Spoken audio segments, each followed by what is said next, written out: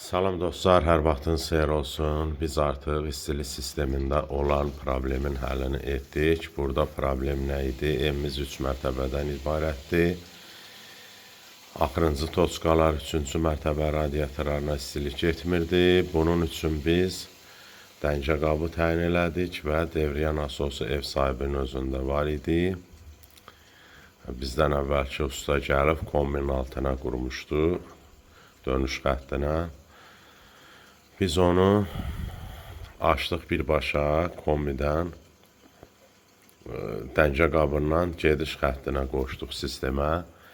Devriyə nasosu ancaq sistemi devr edir. Belə desək, tam komfortlu, yüksək səviyyədə bütün radiatorlar, maşallah olsun, kombini işə salmışıq, od kimidir. Kombimiz çöldədir, bayırda. Bura kombinin, bu divarın arxasındadır kombi. Kombimiz bizim, belə desək, ancaq, bax, gəlir, dəncə qabını qızdırır, qaydır və dəncə qabından sonra qoyulan devriyə nasosu bizim sistemi devr edir. Bu da belədir ki, yəni dəncə qabının içi olur, qaynar su, belə desək, lori dildə.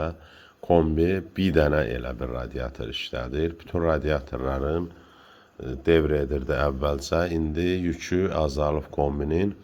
Kombi belə desək, elə hesab edin ki, bu dəncə qabı bir dənə radiatordur. Kombinin də həm də yaxınında. Kombi ancaq bu radiatoru qızdırır, belə lori dildə desək. Yəni dəncə qabını. Bir də var 15-16 toçka radiatoru kombinin devriyə nasosu qızdıra devr edərdi. Dəncə qabı isti olduqda içinin suyu və buradan bizim sistemə devriyə nasosu vurur və sistemdən qayıdır dəncə qabına. Mütəmadi olaraq devriyə nasosunun işi budur.